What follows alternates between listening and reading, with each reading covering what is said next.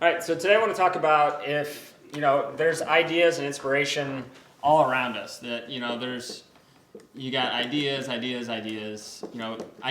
always said ideas are really easy. It's, what you do with it is what matters. But what we want to talk about today is, are you someone who repels ideas or attracts ideas to you? And so when I was kind of thinking about this, and it reminded me of a story that I heard while I was in college during philosophy about Socrates, and a story that Plato did with Socrates and Meno. You guys may have studied a little bit of philosophy, and any of you SLU kids probably have.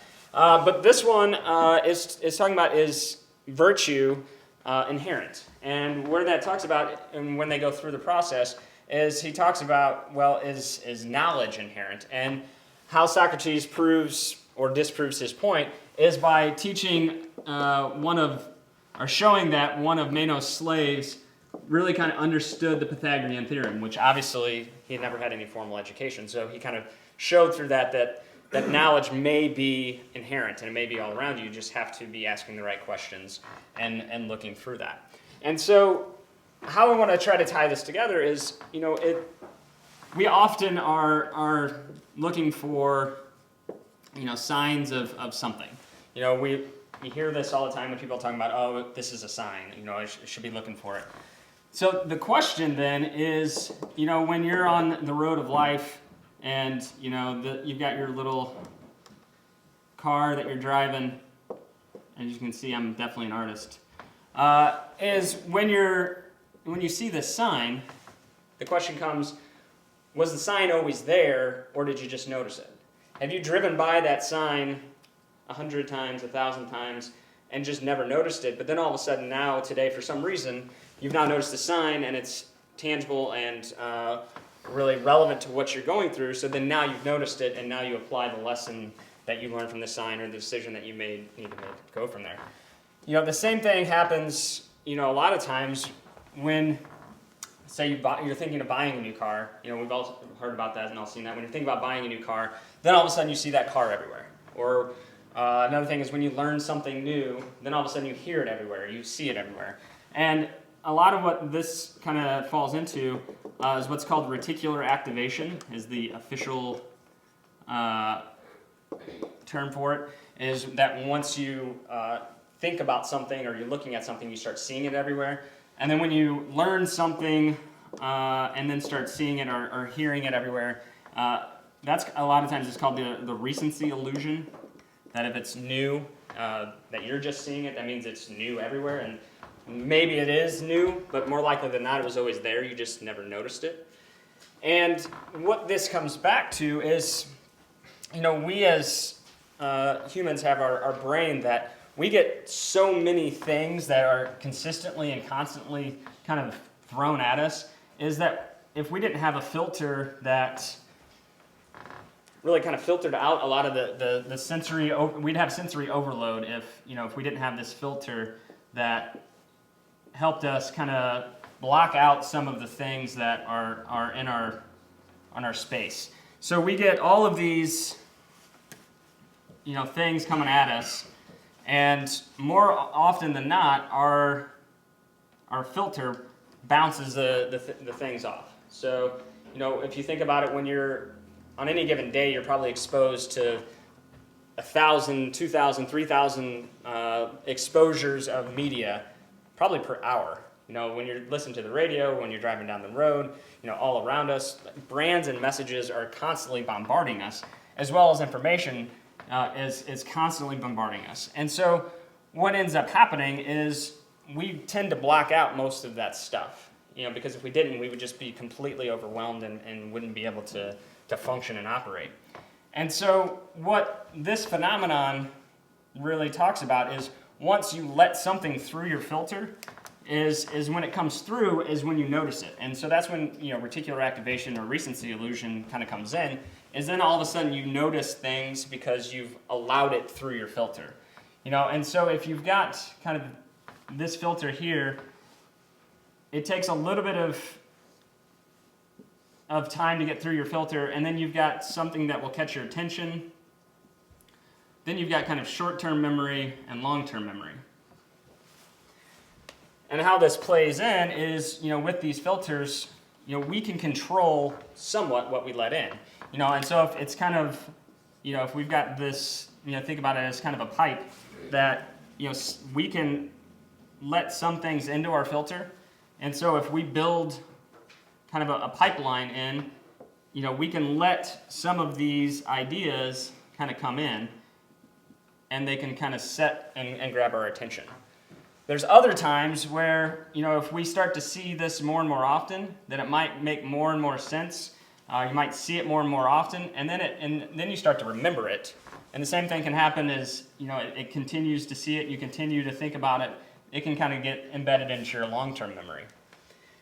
And so where this can really come into play with ideas all around you is that you can either consciously or subconsciously have these kind of tunnels put into your attention span from a short to long-term scenario. So you can have, certain ones that you're going to let in because, maybe you've started to look at buying a car, and so now you're paying attention to those messages, and they're going to get into your memory bank.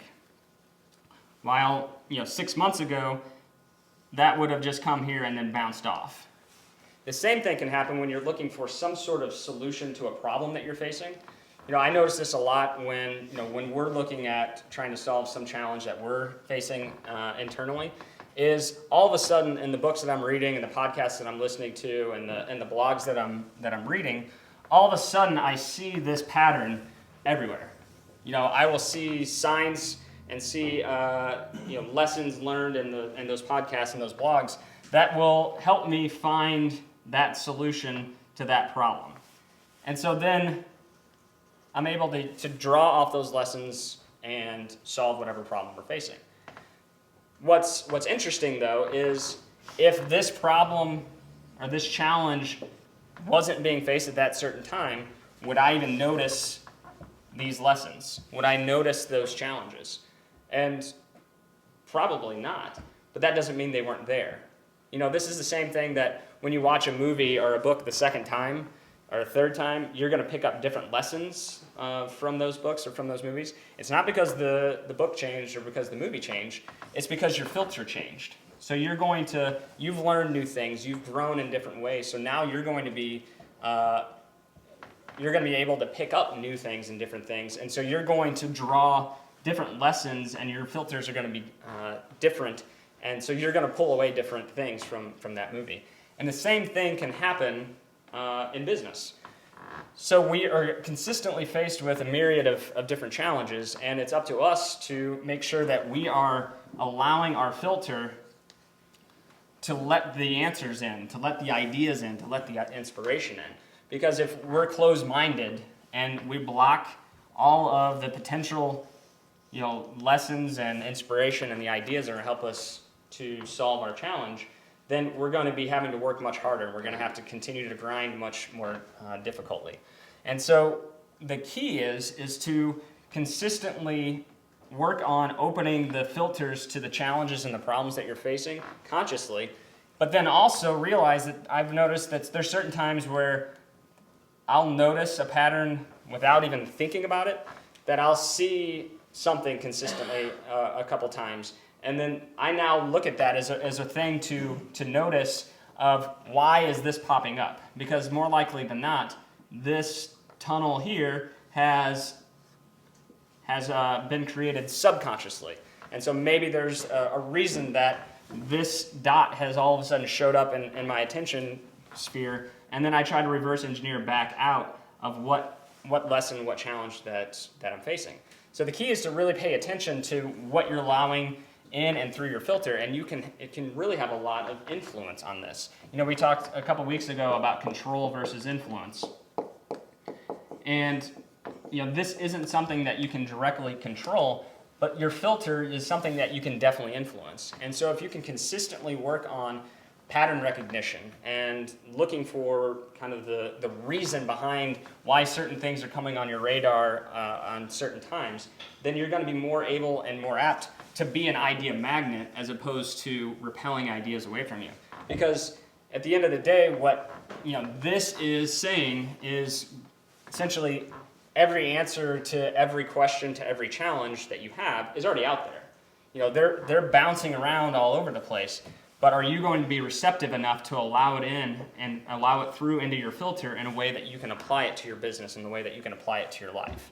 And that's the key is to continue to work on influencing your filter and being able to adjust that accordingly and be able to see the ideas for what they are and to see the inspiration for what it is and then apply those lessons to the challenge that you're facing.